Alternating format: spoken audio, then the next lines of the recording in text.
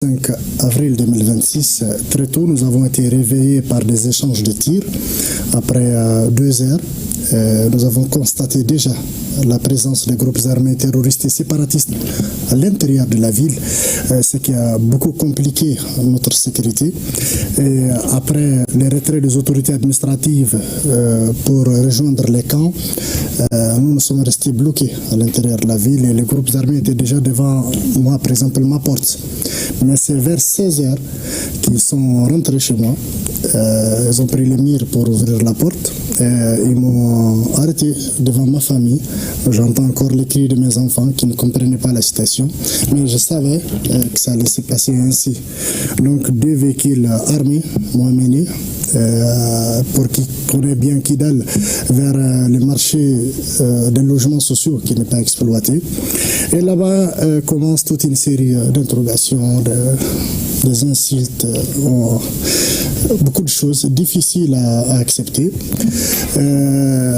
À peine arrivé, il y a un qui me tend un verre de thé. Je dis, moi, je ne suis pas preneur. Il me dit, bon, de toute façon, bois parce que ce sera ta dernière consommation. Tout ce qu'il faut pour déstabiliser un homme.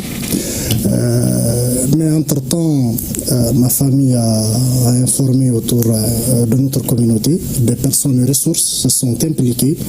Et nous avons pu avoir un compromis de me laisser chez le maire en attendant. Parce que quand on m'a arrêté, je n'étais pas avec mon cadreur. Bon, étant chez le maire de Kidal, que je remercie de passage pour l'hospitalité, j'ai cherché mon cadreur jusqu'à ce que je l'ai récupéré.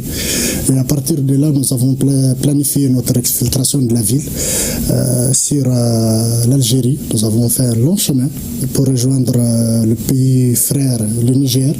Et du Niger, nous sommes à Bamako, Saint-Souf, fatigués mais bien. Alors, mais comment est-ce que vous avez pu échapper de leurs griffes? Je ne pourrais même pas vous donner des réponses claires, la médiation aidant, sachant le rôle de l'ORTM dans cette crise.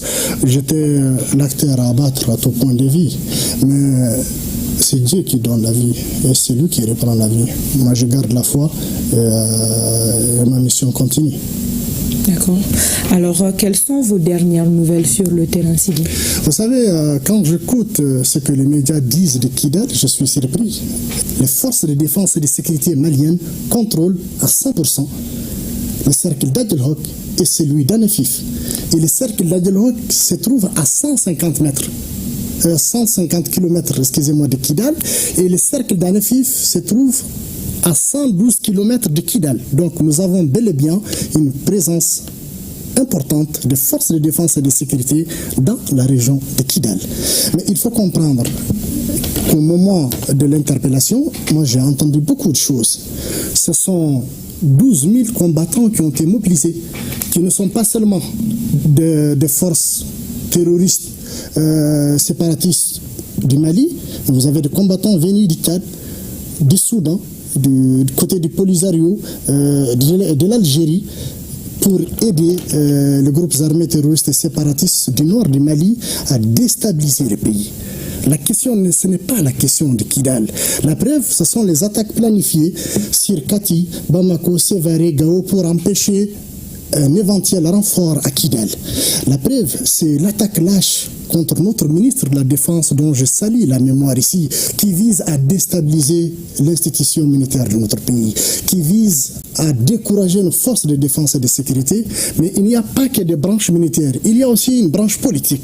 J'ai entendu le nom, un imam connu à Badlabougou, logé en Algérie, son nom est revenu plusieurs fois là où j'étais, un politicien malien qui s'est affiché il y a quelques jours avec des prisonniers de notre pays aux mains du JNIM, a été cité plusieurs fois. C'était un plan international avec des mains extérieures qui visait à déstabiliser totalement le Mali et installer ces 2 hommes à la tête de notre pays. Mais pire, les plans prévoyaient aussi d'organiser des attaques contre les populations civiles, notamment du nord, notamment à Bamako, faire de l'amalgame aux Touaregs, aux Arabes, aux Peuls, aux Dogons, aux Soreilles, pour pousser les populations à se révolter et à faire du Mali une sorte de Somalie.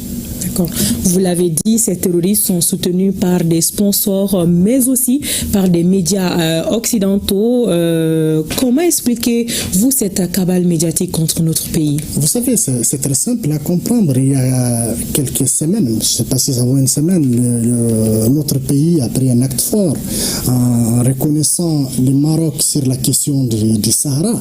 Et il y a des pays qui n'ont jamais accepté cette pilule qui les a chassés de notre pays. Je vais vous dire directement, la politique française n'arrive pas à admettre encore son échec. Le départ des forces onusiennes au Mali, nous sommes en train de payer encore la facture de ces fortes décisions prises par les autorités de la transition.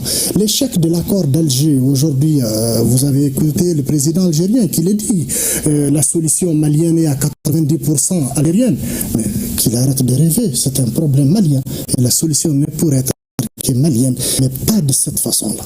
Alors, Sidi, quel est le message que vous avez à l'endroit de la population?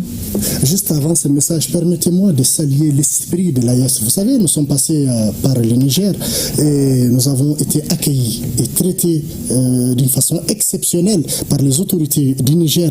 Depuis les postes de la gendarmerie d'Arlit, au niveau de la brigade de la gendarmerie, le préfet d'Arlit, le gouverneur de Gadez, les autorités à Niamey, vous imaginez que nous avons même réussi sur la demande du ministre de la Communication de notre pays, Alhamdoulilah Guilien, la visite de son homologue du Niger, qui nous a beaucoup soutenus, rassurés et accompagnés. Nous sommes arrivés à Bamako sans difficulté grâce au soutien constant de notre ministre de la Communication, Alhamdoulilah Guilien. Permettez-moi de saluer ses efforts, mais surtout du directeur général de l'ORTM et de tous les personnels de Bozola. Et cela prouve que, quelles que soient les difficultés, à Bozola, nous sommes une famille. Alors, pour les messages, il faut quand même être clair là-dessus. La politique des ennemis du Mali aujourd'hui, c'est de nous diviser, c'est de nous pousser à créer un amalgame entre nos différentes communautés, c'est d'essayer d'indexer les Touaregs, les Arabes, les Peuls, le Dogon, les Soreilles, pour dire que X est terroriste et Y est bon. Non, le terrorisme ne porte pas une couleur, il ne porte pas une communauté, c'est un phénomène